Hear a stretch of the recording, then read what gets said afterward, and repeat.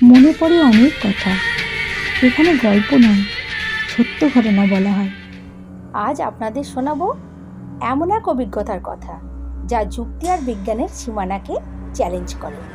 যুক্তি যেখানে শেষ হয় সেখান থেকেই কি অলৌকিক শুরু। হোটেলের সেই নির্জন রাত আর ট্রেনের জানালায় দেখা সেই শেষ বিদায় আমার ডায়েরির পাতা থেকে এক অবিশ্বাস্য সত্যের উন্মোচন। সেই রহস্যময়ী মেয়েটির বিদায়বেলা আজও আমার বান্ধবীকে ভাবিয়ে তোলে। আমার এক খুব কাছের বান্ধবী, তার মুখে শোনাই সত্য ঘটনাটা আমি আমার ডায়েরির পাতায় লিপিবদ্ধ করে রেখেছিলাম।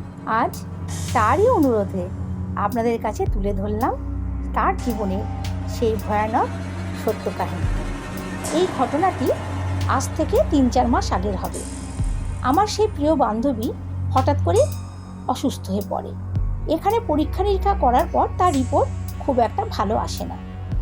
তাই বাড়ির লোকজন সিদ্ধান্ত নেয় তাকে এইমস হসপিটালে দেখাবে। তাই আর দেরি না করে ভুবনেশ্বরে এইমসের উদ্দেশ্যে তারা রওনা দেয়। তার সঙ্গে ছিল তার হাজবেন্ড আর মেয়ে। খুব ভালোভাবে ভুবনেশ্বর তারা পৌঁছে যায়। একটি ভালো হোটেলও পায়, কিন্তু ওই যে সেখানকার হোটেলের খাওয়া দাওয়া এতটাই রিচ যে সেই সময় আমার বান্ধবীকে ওই রিচ খাবার দেওয়া ডাক্তারের বারণ ছিল। হ্যাঁ, যদিও এটা শুনতে হয়তো একটু আশ্চর্যজনক, কিন্তু এমনটিই হয়েছিল। এটাকে কাকতালীয় ধরা যায়। একজন বিশেষ পরিচিত লোকের সঙ্গে আমার বান্ধবীর দেখা হয়ে যায়, যিনি ওই হসপিটালেরই বিশেষভাবে যুক্ত। তো উনি এইমসের ডাক্তারবাবুদের ক্যান্টিনের সঙ্গে আমাদের যোগাযোগ করিয়ে দেন, যাতে ওই ক্যান্টিন থেকে আমরা খাবারটা নিয়ে আসতে পারি। যেহেতু ডাক্তারবাবুদের খাওয়া দাওয়া, সেহেতু সেটা স্বাস্থ্যসম্মতই হবে। তো যাই হোক, ক্যান্টিনটা ছিল তাদের হোটেল থেকে মোটামুটি 1 থেকে 2 মাইল মতন দূরে। আর ওই ক্যান্টিনে যাওয়ার রাস্তাটা ছিল সরু, আর দুপাশে ছিল বড় বড় গাছে ভর্তি।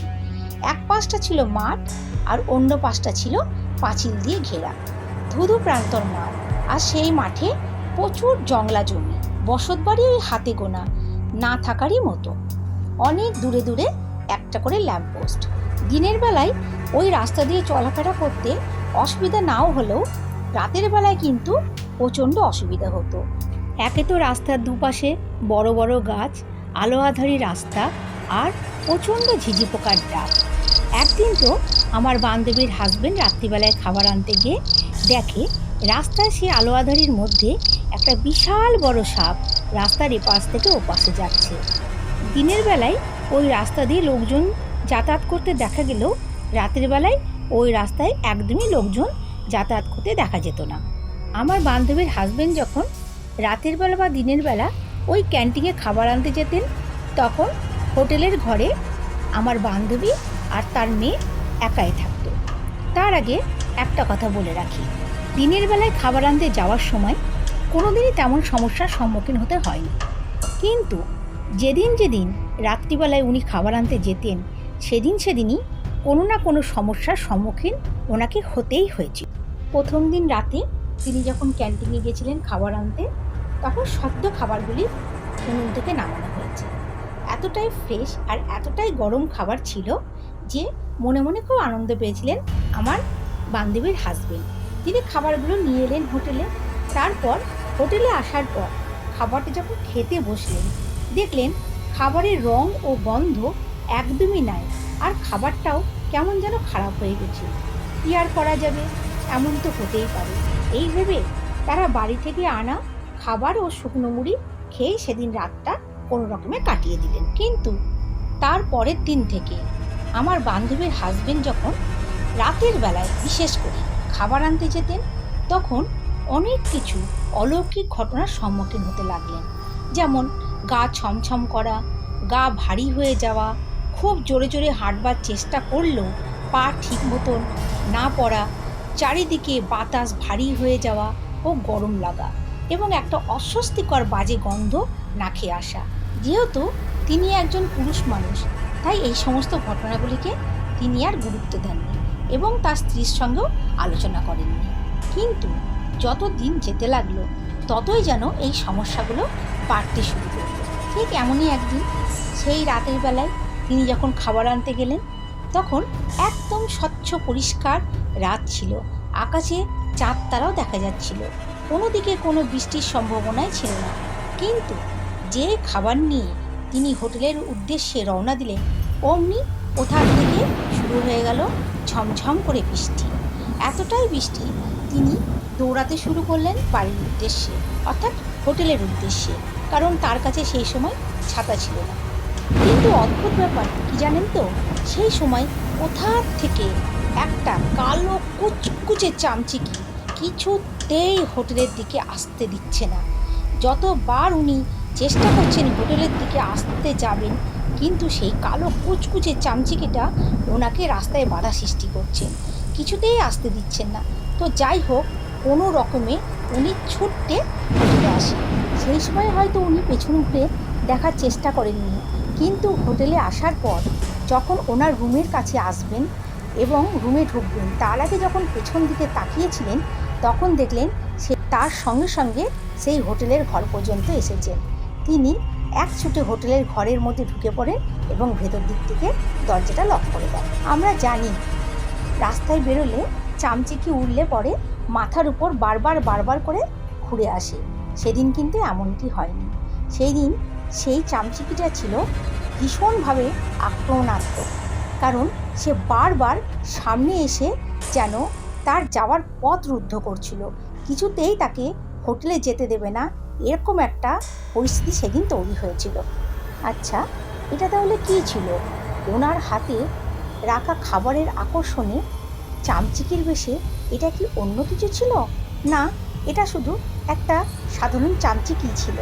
সত্যি এটা খুব ভাবিয়েছিল সেদিন আমার বান্ধবীর হাজবেন্ডকে।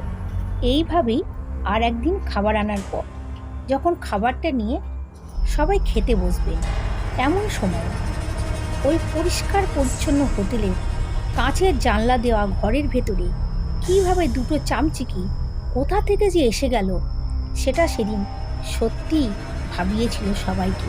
পরিষ্কার পরিচ্ছন্ন হোটেল, চারিদিকে কাঁচের জানলা দেওয়া, দরজা বন্ধ, তাহলে সেই চামচিকিগুলো এলো কোথা থেকে? হ্যাঁ, শুনতে একটু অবাকই লাগছে, সেদিন আমারও তাই লেগেছিল। গল্পটা যখন আমার বান্ধবী বলছিল, তখন আমি শুনছিলাম ঠিক কথাই, কিন্তু মনে মনে আমার হাসছিলাম যে একটা সাধারণ চামচিকিকে নিয়ে এত কিছু ভাববার কি আছে, এটা তো হতেই পারে। কিন্তু ওই যে পরিস্থিতিতে যারা থাকে সেই একমাত্র উপলব্ধি করতে পারে ঘটনাটার ভয়াবহতা কতটা। যে থাকে সেই ফিল করে।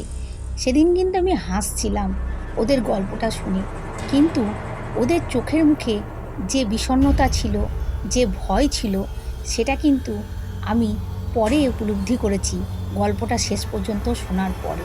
তো যাই হোক, এই ঘটনাটি ঘটেছিল আরও 2-3 দিন পর। একদিন আমার বান্ধবীর হাজবেন্ড রাত্রিবেলায় ক্যান্টিনে খাবার আনতে যেতে একটু দেরি হয়ে যায়। তিনি যখন ক্যান্টিনে যান, তখন দেখে ক্যান্টিনে মোটামুটি সব খাবারই প্রায় শেষ, শুধু বাকি ছিল মাছ আর ভাত।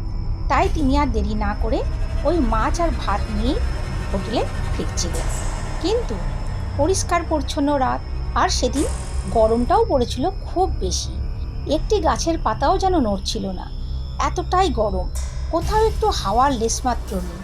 কিন্তু যখন তিনি হোটেলে আসার সময় ওই রাস্তাটির মধ্যে দিয়ে আসছিলেন, হঠাৎ করে ওঠে এক বীভৎস ঝড়।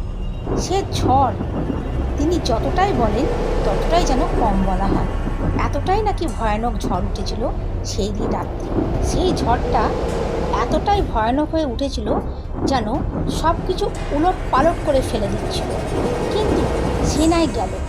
অদ্ভুত ব্যাপার, সেই ঝড়ের মধ্যে, সেই তীব্র দাপটে ওনার একটা বিশেষ ধরনের অনুভূতি হতে লাগলো।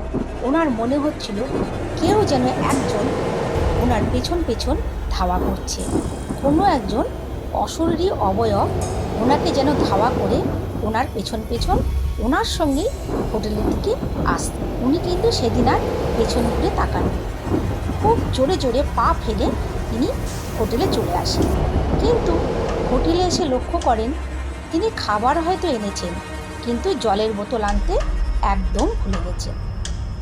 তিনি তাই জলের বোতল আনতে যাওয়ার জন্য দ্বিতীয়বার আর একা যাওয়ার সাহস করে উঠতে পারলেন না।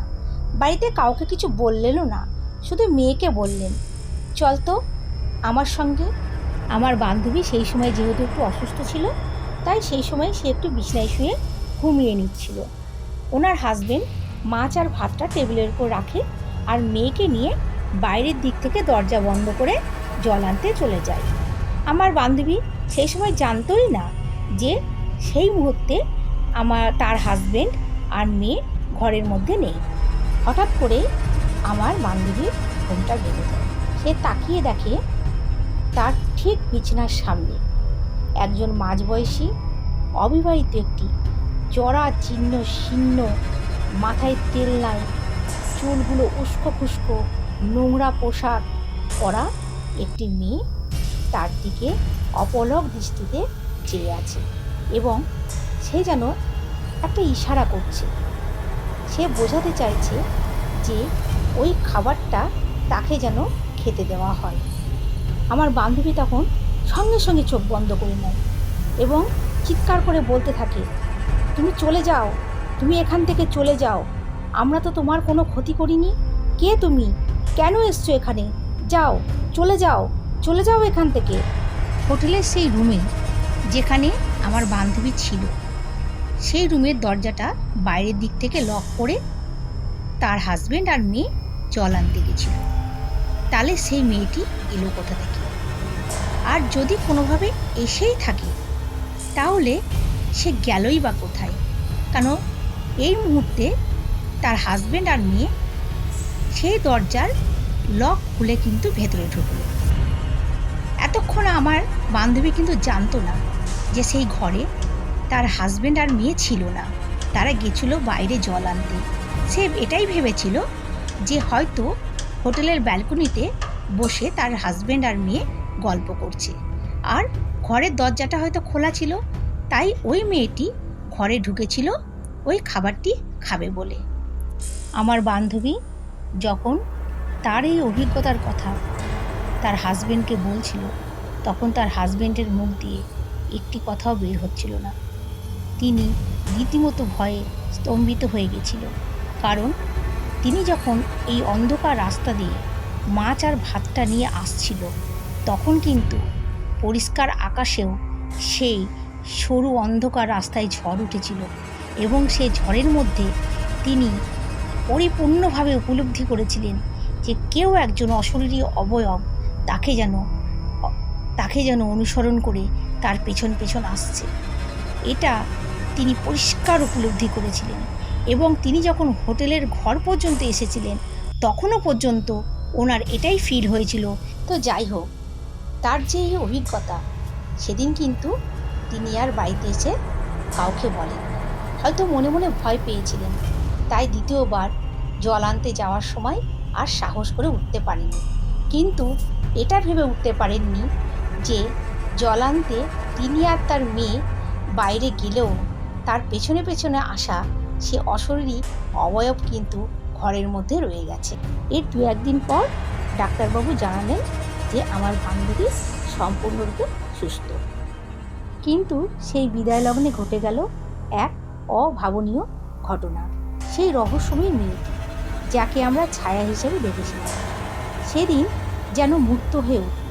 সেদিন সে তার সমস্ত জীবনের গল্প, তার জমে থাকা বিষাদ আর অব্যক্ত কথাগুলি আমাদের কাছে যেন খুলে বলার চেষ্টা করছিল। এক অদ্ভুত পরিস্থিতির মধ্যে দিয়ে সেই মেয়েটি যেন আর এই জড়জগতের দুঃখ আর যন্ত্রণার ভার বইতে পারছিল না। ট্রেনটি যখন ছাড়লো এবং ট্রেনটি যখন আস্তে আস্তে প্ল্যাটফর্ম থেকে আস্তে আস্তে বেরোচ্ছিল, তখন সেই মেয়েটি হঠাৎই যেন সেই ট্রেনটির জানলার শিকটি ধরে ট্রেনটার সঙ্গে 1 পা 2 পা করে হাঁটতে হাঁটতে সামনের দিকে এগোচ্ছিল এবং এক করুণ দৃষ্টিতে তাকিয়েছিল আমার বান্ধবী আর তার হাজবেন্ডের দিকে। তার দৃষ্টিতে সেদিন কোনো আতঙ্ক ছিল না। সেদিন আবারও আমার বান্ধবী তার দিকে তাকিয়ে একটা কথাই মনে মনে ভেবেছিল, তুমি তোমার কাঙ্ক্ষিত মুক্তি খুঁজে নাও। আমাদের সঙ্গে এসো না, আমরা তোমার কোনো ক্ষতি করিনি, তুমিও আমাদের কোনো ক্ষতি করো না। আর আমার বান্ধবী সেই কথাগুলো শুনে তার সেই ছায়াময় মুখে এক চিলতে প্রশান্তি নিয়ে সে যেন কোথায় হারিয়ে গেল। কিন্তু একটি বিষয় আমাদেরকে ভাবায়, সেটি হলো সেদিন ট্রেনটি ছাড়ার সময় জানালার কাছ ধরে সেই মেয়েটিকে আমার বান্ধবী যে দেখেছিল, সেটা হতে পারে তার মনের ভুল বা মস্তিষ্কের কোনো কল্পনা, কিন্তু একই জিনিস তার হাজবেন্ডও উপলব্ধি করেছে। কী করে সম্ভব? দুটি মানুষ আলাদা আলাদা, কিন্তু একই জিনিস কল্পনা কীভাবে সম্ভব? তাহলে কি সেদিন যেটা হয়েছিল সেটা কি পুরোটাই সত্যি ছিল? কি বলে বিজ্ঞান? তাহলে বন্ধুরা, আজকের গল্পটি আপনাদের কেমন লাগে অবশ্যই কিন্তু জানাবেন। আর আমার চ্যানেলটিকে সাবস্ক্রাইব করে লাইক করে আমার পাশে থাকবেন। আজ তাহলে এই পর্যন্তই। আবার আসছি পরের এপিসোডে নতুন কোনো সুন্দর গল্প নিয়ে।